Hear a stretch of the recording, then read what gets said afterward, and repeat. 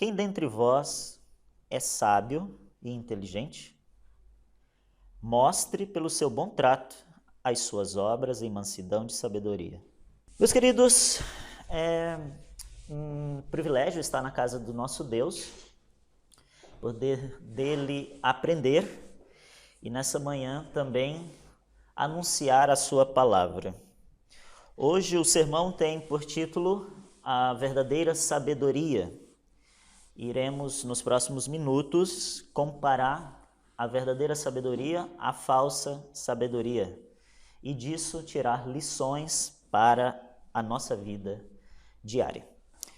Conta-se que um certo homem que julgava ser muito sábio estava empreendendo uma viagem para uma localidade e para isso precisou tomar um barco e precisava cruzar o rio, até essa localidade. E ali aquele sábio, observando a natureza, percebeu sobre as águas algumas flores a boiarem. Então ele apanhou uma daquelas flores e perguntou para o barqueiro: por gentileza, barqueiro, podes me responder uma pergunta? E o barqueiro, pois não. Você conhece botânica? O barqueiro tentou encontrar uma resposta e disse: não sei nada sobre botânica. E o sábio, com um sorriso ali, no canto da boca, disse: não sabes realmente o que é botânica? A ciência que estuda as plantas? Pobre criatura, perdeste a tua vida. E a viagem seguiu. Mais à frente, o sábio, observando no horizonte já aparecer as primeiras estrelas, a lua, ele pergunta para o barqueiro mais uma vez: senhor barqueiro, responda-me mais uma pergunta. Conheces astronomia? E o barqueiro, lamentando de sua ignorância, diz: não sei nada sobre astronomia. E o sábio mais uma vez ri-se e diz: pobre criatura, não conheces astronomia, a ciência que estuda o universo? Perdeste a vida. E assim foi a viagem. O sábio interpelando o barqueiro a perguntar sobre filosofia, teologia, medicina, todas as ciências possíveis. E o barqueiro sempre a dar a mesma resposta: não, eu não sei nada a respeito. Enquanto que o sábio sempre tinha um sorriso no canto da boca a dizer: pobre criatura, perdeste a vida. Já era quase manhã e o barco já estava a aproximar-se do destino traçado, quando de repente aquela embarcação esbarra em uma grande pedra, racha-lhe a estrutura e começa a afundar. As pessoas ali se desesperam e o barqueiro, olhando para o sábio, quieto no seu canto, compenetrado, o barqueiro pergunta: senhor sábio, o senhor sabe nadar? E o sábio diz: não, eu não sei nadar. E então o barqueiro pode responder: então, senhor sábio, perdeste a vida. Meus queridos, embora pareça um pouco de humor, essa pequena história tem aqui uma grande reflexão. Aquele homem que se julgava ser sábio porque tinha muitos conhecimentos acerca das ciências. Mas na hora de saber algo prático que lhe salvaria a vida, aquele homem não tinha nenhum conhecimento a respeito. E aí eu pergunto à igreja: sabedoria tem a ver com conhecimento das ciências? O que os irmãos acham? Reformular a pergunta: a sabedoria verdadeira tem alguma coisa a ver com os currículos das universidades e das escolas seculares? É o que nós iremos descobrir. Qual é a verdadeira sabedoria? A sabedoria útil para todos nós. O sábio Salomão, a respeito disso, ele menciona que o estudo, o muito estudar ou muito escrever livros, causa enfado, né? Causa enfado. Meus queridos, eu sei em certa parte, pois estou agora a adentrar no último período do meu estudo e é o momento de fazer o trabalho final, né? A dissertação da tese. E isso é de tirar os cabelos. São muitos livros, são muitas leituras e precisamos produzir, né? Eu tenho que produzir, em média, 180 páginas. Essa é a média esperada para o meu trabalho ser apresentado em junho. Então, para produzir 180 páginas, eu tenho que ler muito. E de fato, a palavra de Deus é verdadeira e fiel. É um enfado. Chega a ser uma doença, porque você se cansa, se fadiga. Esse é o conhecimento do mundo, né? Esse é o conhecimento do mundo. Mas a sabedoria de Deus é diferente. E nós iremos perceber, através da palavra de Deus, no capítulo 3, aqui do livro de Tiago, no capítulo 3, no versículo 17. Ele vai falar sobre a verdadeira sabedoria, a sabedoria divina. Quem encontrar na carta de Tiago, capítulo 3, versículo 17, pode ler, por gentileza. Mas a sabedoria que do alto vem é primeiramente pura, depois pacífica, moderada, tratável, cheia de misericórdia e de bons frutos, sem parcialidade e sem hipocrisia. Muito obrigado, nosso irmão Hilton. Vejam só, a sabedoria que vem do alto é uma sequência de características ou de adjetivos que tem a ver não com a ciência, ou seja, não com um arcabouço de conhecimento, tem a ver com algo prático, com um modo de viver. Perceberam isso? Veja só o que o irmão Hilton leu. A sabedoria primeiramente é pura, depois é pacífica, é moderada, é tratável, é cheia de misericórdia e de bons frutos, sem parcialidade, sem hipocrisia. Características de um modo de vida, de um trato com as pessoas e não com quantidades de livros lidos ou de conhecimento adquirido nas faculdades ou escolas. Ou seja, a verdadeira sabedoria não é teórica, é prática. Vamos ver como é que é a sabedoria mundana, a sabedoria terrena, no mesmo capítulo 3, versículos 14 e 15. Por gentileza, um outro irmão ou uma irmã. Capítulo 3, 14 e 15. Mas, se tendes amargo ciúme e sentimento facioso em vosso coração, não vos glorieis, nem mintais contra a verdade. Essa não é sabedoria que vem do alto, mas é terrena, animal e diabólica. Obrigado. Então vejam só, se contrapondo à sabedoria divina, a que vem do alto, surge a sabedoria terrena, a que vem de baixo, né? E essa sabedoria tem muito a ver com o que mesmo? Com a vanglória, não é?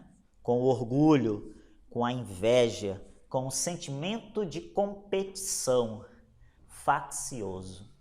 É interessante que a irmã White, no livro de educação, Fundamentos da Educação Cristã, ela menciona que nós, como professores, devemos extrair dos nossos alunos o gosto pela perfeição, mas não o de competição. E eu trabalhei nas escolas da igreja e agora estou, vamos dizer que reformado, né, aposentado. E eu fiquei, depois de ler essa passagem, a pensar quantas vezes eu não estava sendo apenas um reflexo dos outros professores mundanos, incitando nos alunos a querer ser o melhor possível, mas não o melhor dele mesmo, mas o melhor sobre os outros, porque é assim que é na escola. Só o melhor vai chegar, você tem que ser o melhor, você é o melhor. Quando que nós devíamos incitar nos alunos o desejo de ser melhor em benefício dos outros. Trazer esse senso da verdadeira sabedoria. É a sabedoria prática. Minha cabeça agora é outra. Minha visão de mundo é outra. Porque a sabedoria terrena é facciosa, é invejosa, é de vanglória. É o orgulho humano. É aquele sábio que, pobre criatura, perdeste a vida. Meus queridos, o apóstolo Paulo tem uma palavra a respeito dessa maneira de ver o mundo como um mundano. Na sua primeira carta aos Coríntios, no capítulo 8, no versículo 2, nós encontramos essa sentença, o que ele diz a respeito daquele que se julga sábio. O que ele diz? Capítulo 8, versículo 2 da primeira carta aos Coríntios. Se alguém cuida saber alguma coisa, ainda não sabe como convém saber. Tudo bem. Então, em outras palavras, se alguém cuida saber... aliás, aquele que se acha sábio, na verdade, não é, né? Não é. Então, o conhecimento, ele deve ser contínuo. Até mesmo quando formos salvos, se assim trabalharmos por essa salvação, continuaremos a estudar, porque o conhecimento deve ser contínuo e progressivo. Nunca devemos achar que já sabemos tudo, mesmo que nós já tenhamos 40 anos, 30 anos ou 50 de igreja. Quantas lições estudadas, mas ainda é possível aprender um pouco mais. A irmã mencionou que não conhecia essa passagem a respeito da surpresa dos anjos, não é verdade? Então, quantas vezes a irmã não já estudou essa lição de justificação? E foi necessário chegar em 2022 e aprender algo novo. Eu já sabia disso, mas agora aprendi de uma maneira diferente, como o irmão trouxe. Ou seja, nunca devemos nos achar suficientes. Aquele que acha que cuida saber alguma coisa, ainda não sabe como convém saber. Meus queridos, como saber realmente se somos sábios ou inteligentes? Porque Tiago menciona isso, né? Quem dentre vós é sábio e inteligente? Como que eu vou saber se eu sou sábio e inteligente? Como? Ele mesmo responde: mostre pelo seu bom trato. Pelo seu bom trato. O próprio Jesus diz, né? Pelos frutos conhecereis. Meus queridos, muitas vezes, quando não agimos, aliás, muitas vezes não, sempre que não agimos com paciência, e eu estou a falar de uma coisa banal, é uma coisa que acontece no nosso dia, que acontece comigo, quando eu não sou paciente, quando eu não tenho um bom trato com as pessoas, especialmente as pessoas da minha casa, da minha família, pelo que nós estamos a estudar, eu não estou sendo... Como? Não, pode falar mais alto, não? Coerente. Perfeito. Mas também, acima de coerente, eu não estou sendo sábio. Eu não estou sendo sábio. Porque, veja só, quem dentre vós é sábio, mostre pelo seu bom trato. Mostre pelo seu bom trato que você é sábio. Se eu não tenho um bom trato, eu não sou sábio. Não sou sábio verdadeiramente. É muito prático. Se você cuida bem da sua esposa, ou seja, um bom trato, falar bem, você, no final do dia, vai colher dela uma boa fisionomia, um bom sorriso, e vão poder dormir como convém dormir um casal, agarradinhos, se aquecendo. Não é verdade? Não é uma prova, irmã Larissa? Agora, se eu não tenho um bom trato, se eu já começo o dia com um maltrato, eu não estou sendo sábio. À noite não vai dar para se aquecer, não é? Porque aí vai estar ali uns espinhos. Então é muito prático aqui o que está sendo escrito para nós. Quem dentre vós é sábio e inteligente, mostre pelo bom trato. O apóstolo Paulo também deu esse conselho para o jovem pastor Timóteo. Lá na sua primeira carta a Timóteo, capítulo 4, verso 12. Vamos ver aqui as palavras do apóstolo, palavras sábias, verdadeiras, para nós. Capítulo 4, versículo 12 da primeira carta a Timóteo. Quem encontrar, participe. Ninguém despreze a tua mocidade, mas seja um exemplo para os fiéis na palavra, no procedimento, no amor, na fé e na pureza. Muito bem. Interessante, né? O conselho para o jovem é que ele não tivesse a sua juventude desprezada, né? Mas que, pelo contrário, ele se tornasse um exemplo. Especialmente no trato, né? No trato, ou seja, que ele fosse sábio. Infelizmente, nós jovens temos uma certa impulsividade, né? Agimos muitas vezes sem pensar. E o sábio, antes de tudo, é aquele que pensa e repensa e pensa para poder dizer a palavra certa, tomar a atitude correta. Ninguém despreza a tua mocidade. Seja exemplo dos fiéis, na palavra, no trato, na caridade. Meus queridos, como nós podemos alcançar, né, esse padrão de vida, alcançar estes frutos que são semelhantes, né, ou são os frutos do Espírito, né, que é a mansidão, né, a temperança, a paciência. Como que nós podemos alcançar isso? Onde nós podemos conseguir? É na faculdade? Não é. É na escola secular? Muito menos. Onde? Onde podemos adquirir a sabedoria?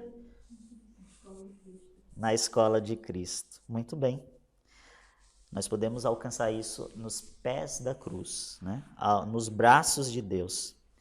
O próprio Tiago, que é quem nós estamos utilizando como base para esta explanação, ele diz, né?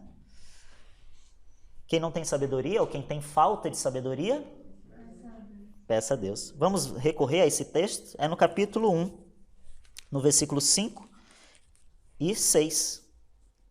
Vejam só. Capítulo 1, Tiago, versículo 5 e o versículo 6. Se algum de vós tem falta de sabedoria, peça a Deus que a todos dá liberalmente e não a um sem gosto, e seria dado. Peça, porém, com fé, em nada duvidando, porque o que duvida é semelhante à onda do mar, que é levado pelo vento e lançado de uma para a outra parte. Muito bem. Então vejam só, né? Quem tem falta de sabedoria, vai ler os livros. Não. Quem tem falta de sabedoria, vai estudar muito. Não. Quem tem falta de sabedoria, peça a Deus. Peça a Deus. E Ele dá a todos, né? Ele dá a todos liberalmente. E não fica lançando em rosto, né? O que você tem eu que te dei. E ser-lhe-á dada. Agora, como é que nós devemos pedir a Deus? Com fé. E como é que é essa fé? Não duvidando. Meus queridos, um dos grandes erros nossos como cristãos contemporâneos é de pedir com fé, mas duvidando. Ou seja, não é fé. A gente pede, mas não confia que Deus vai fazer. Ainda fica com o coração triste. Se você pediu e confia que Deus vai fazer, porque está triste, ó minha alma, espera no Senhor, não é verdade? Peça a fé sem duvidar, porque o que duvida é semelhante à onda do mar, que é levada pelo vento, lançada de uma parte para outra, ou seja, fica à deriva, fica a correr sem destino. A verdadeira sabedoria vem do alto, não vem de baixo, vem de Deus. Meus queridos, eu sei que eu estou no momento a falar muito que a sabedoria não tem nada a ver com os livros. Mas eu quero dizer que os irmãos precisam ouvir com sabedoria. Não significa que não tenhamos que ler, que não tenhamos que estudar, que não tenhamos que ter reflexão. Eu não estou a dizer que os irmãos agora precisam se isolar e ficar apenas numa meditação etérea e ficar ali, Senhor me dá sabedoria, e como se isso viesse e plimba. Não é assim. O Espírito Santo há de lembrar em nós, naquele dia da perseguição, o que nós devemos falar, ele há de lembrar aquilo que nós estudamos, porque senão não dá para lembrar daquilo que nós não vivemos, ou que não estudamos, ou que não guardamos no nosso coração. Aí não é lembrança, é revelação, né, irmão? Então o Espírito Santo só vai revelar as porções que nós estudamos. Por isso precisamos agora, em tempo de liberdade, estudar, mas estudar da fonte, daquilo que é verdadeiro e daquilo que é útil para nós. E com a tecnologia que nós temos, com o contato com a imensidão, né, de conteúdo que nós temos na internet, precisamos ainda mais de sabedoria do alto para saber selecionar.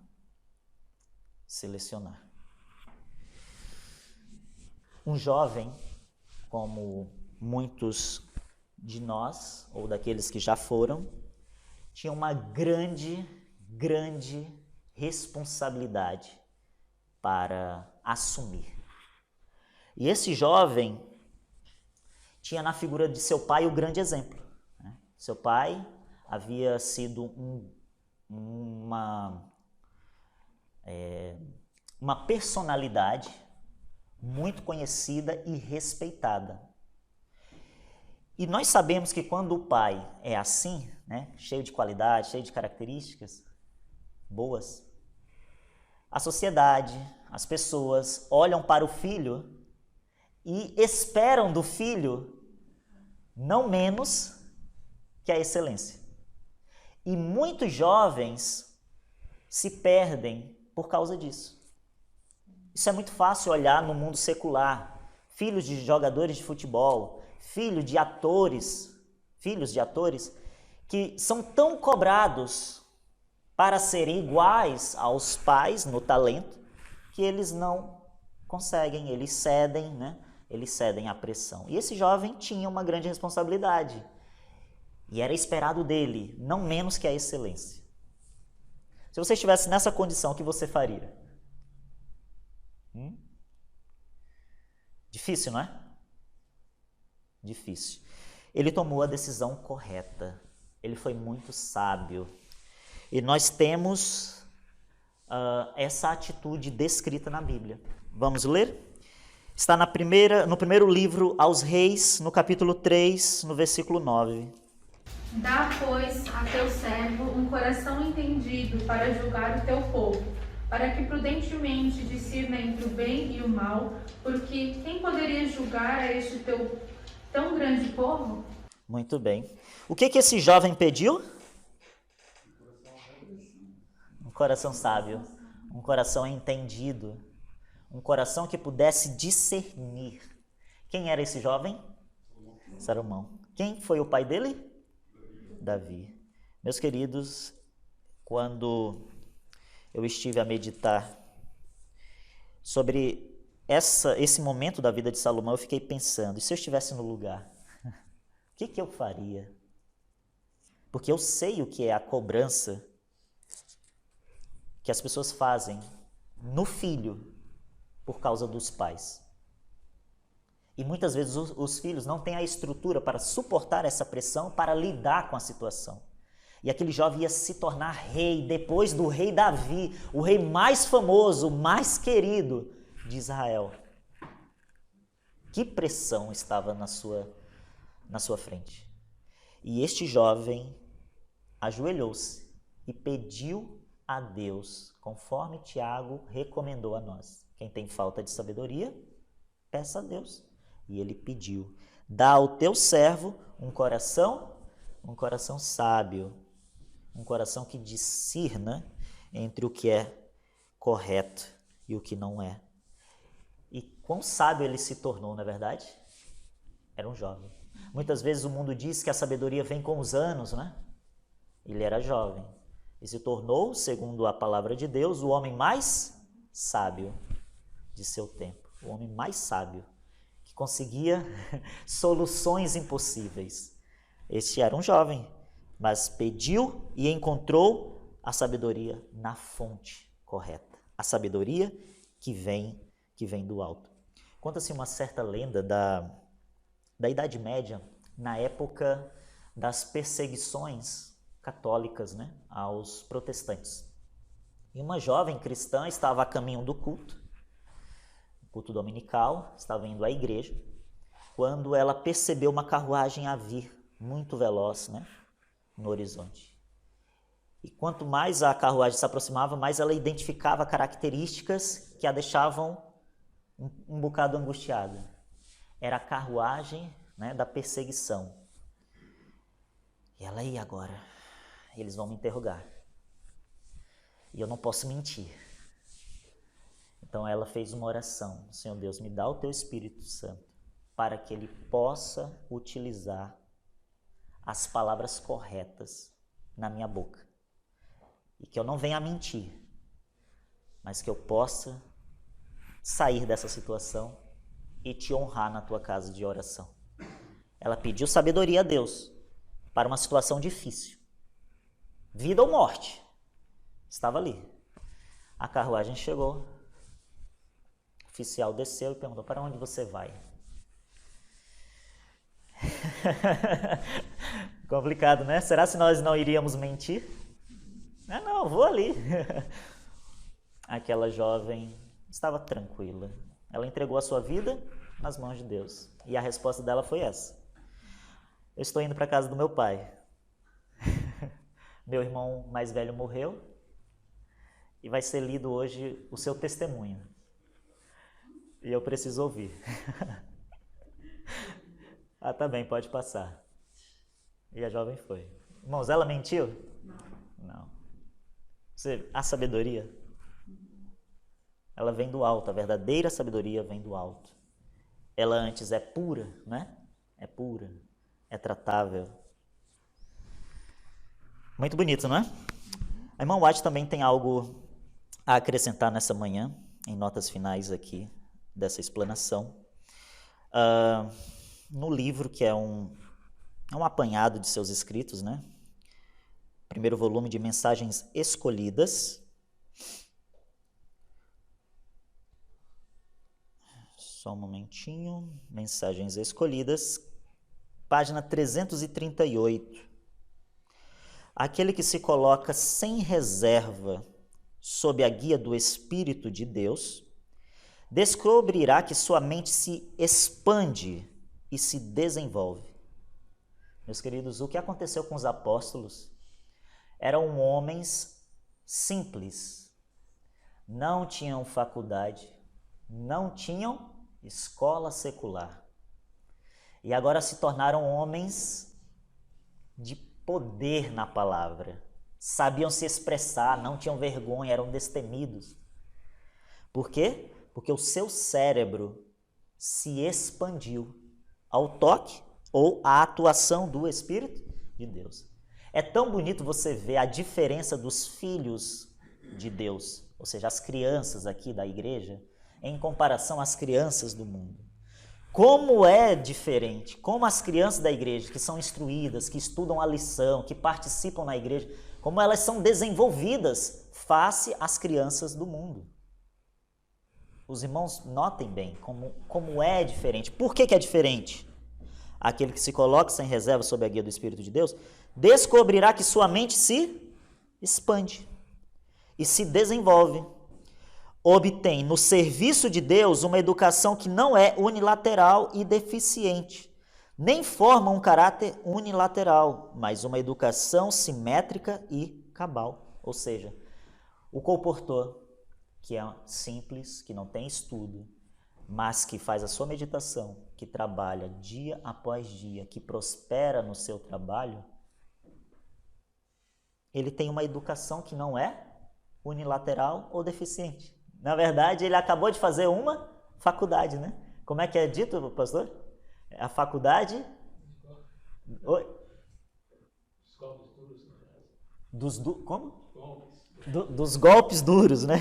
Então, a faculdade mesmo para o cristão. O trabalho, né? Como diz aqui, o serviço de Deus. No serviço de Deus, essa educação é forte. Fraquezas que se têm manifestado em uma vontade vacilante e caráter fraco são vencidas, pois a contínua devoção e piedade levam o homem a tão íntima relação com Cristo, que ele adquire a mente de Cristo. Ele é um com Cristo e seus princípios são sadios e robustos. Quando eu leio essa parte, ele adquire a mente de Cristo, eu fico a pensar que é isso mesmo. Você começa a pensar de maneira diferente. Seus pensamentos são mais amplos, são mais puros, você se interessa por aquilo. A mente de Cristo se torna a sua mente. E aí é nisso que as pessoas começam a ver. E aí dizer o que o irmão mencionou, não é? Você é louco, você está agora nos crentes, você é louco, você vai deixar de comer carne, porque a sua mente agora é outra mente, a mente de Cristo. Tem percepção clara e manifesta a sabedoria que vem de Deus. Diz Tiago, quem dentre vós é sábio e entendido, mostre pelo seu bom trato as suas obras em mansidão de sabedoria. A sabedoria que vem do alto é primeiramente pura, depois pacífica, moderada, tratável, cheia de misericórdia e bons frutos, sem parcialidade, sem hipocrisia. Ora, o fruto da justiça semeia-se na paz para os que exercitam a paz. Esta será a sabedoria manifestada pelo que toma a taça da salvação e invoca o nome do Senhor. Meus queridos, é sério. Somente quem exercer essa verdadeira sabedoria é que vai ser salvo, porque os salvos manifestam essa sabedoria prática no bom trato. Essa salvação que oferece perdão ao transgressor apresenta-lhe a justiça que suporta o escrutínio do onisciente. Concede vitória sobre o poderoso inimigo de Deus e do homem. Provê vida eterna e alegria ao seu possuidor. E bem pode ser motivo de júbilo aos humildes que dela têm notícia e se alegram. Então é isso. A verdadeira sabedoria de Deus, a que vem do alto, é pura, é pacífica, é moderada. Ou em outras palavras, é temperante. É muito interessante, né? A diferença entre aquele que se julga sábio e aquele que de fato é. Quem é sábio ouve mais do que fala, observa, analisa, reflete, não é impulsivo. Nós, como cristãos, não podemos ser impulsivos. Cristo não era assim.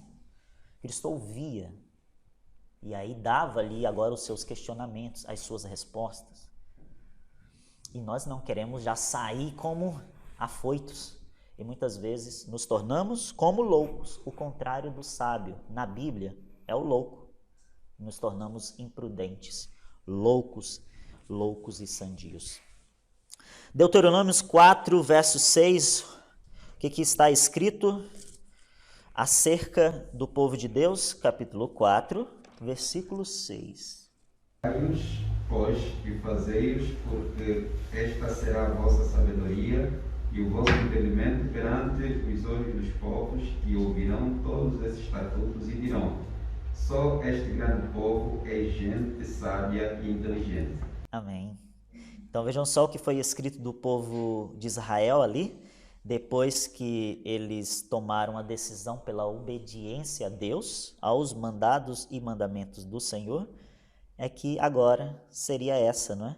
Seria essa a sabedoria do povo e também o seu entendimento. E só há nessa igreja, né, ou sobre este povo, gente sábia e inteligente. Meus queridos, não tenham vergonha, nunca, jamais, de talvez não terem alcançado alguma coisa que esse mundo prega, né? O sucesso na faculdade, o sucesso no trabalho, ser um empresário, um empreendedor. Não se envergonhem disso. Essas coisas aí são banais. Lute por encontrar a verdadeira sabedoria. Mesmo a pessoa simples, humilde, sem conhecimento secular, pode se tornar um grande sábio e um grande inteligente, um grande entendido no Senhor, se beber da verdadeira fonte. A última ilustração diz que um professor fez uma experiência com seus alunos. Ele pegou um vidro transparente, deitou ali pedras graúdas e até a boca daquele vaso ou daquele recipiente. E aí perguntou para os alunos, está cheio? As crianças, está cheio. Então ele foi lá, recolheu pequenas pedrinhas e deitou dentro. E elas se organizaram, ele deu uma sacudida assim. E agora, está cheio? As crianças, está cheio. O professor foi lá e apanhou areia, deitou ali naquele recipiente, sacudiu, a areia foi se recondicionando e ele perguntou, está cheio? E as crianças, está cheio. Então ele foi até o canto da sala e trouxe um balde de água e as crianças começaram a rir. Não é possível que ele vai fazer isso. Vai fazer isso. Deitou água e a água foi e agora está cheio? As crianças, está cheio. Aí ele, calma lá. Deitou tudo fora e disse, olha, vamos fazer a experiência ao contrário. Vamos colocar primeiro a água, colocaram ali a água. Depois vamos colocar areia, colocaram areia. Vamos colocar agora o que mais? As pedrinhas pequeninas. E agora vamos colocar a mesma quantidade de pedras graúdas. E aí, coube? Não coube. Meus queridos, as pedras graúdas são as coisas mais importantes da vida. As coisas espirituais, as coisas de Deus, os assuntos celestiais, do alto. Falei vários sinônimos, né? Tudo isso que nós estudamos sábado a sábado. Essas são as coisas mais importantes. Elas precisam ir no recipiente da nossa alma, no nosso coração, no nosso entendimento, primeiro. Primeiro elas devem estar lá, para que depois o dinheiro, que são as outras pedrinhas, que depois a saúde, que são o quê? Pode ser areia, são areia. Ou os outros afazeres seculares, né, como o trabalho, o estudo, o lazer e a água, que são as coisas mesmo da vida, as outras coisas, que são importantes, mas que são as outras coisas. E elas devem vir depois das pedras graúdas, depois daquilo que realmente é importante. Aí sim, vai caber tudo no nosso coração. Mas, se pelo contrário, eu como jovem, você como uma pessoa mais experiente, focarmos na água, focarmos na areia, nas pedrinhas, ou seja, no emprego, no lazer, na vida social, na saúde, na educação, quando formos procurar as coisas que são do alto, as importantes, nosso coração vai estar tão cheio que nem cabe, Sejamos sábios, que essas palavras, aqui só a gente sabe e entendido, possa ser ouvido a nosso respeito. Que Deus abençoe a todos nós a encontrarmos a verdadeira sabedoria que vem do alto, nos pés da cruz. Deus abençoe a todos. Amém.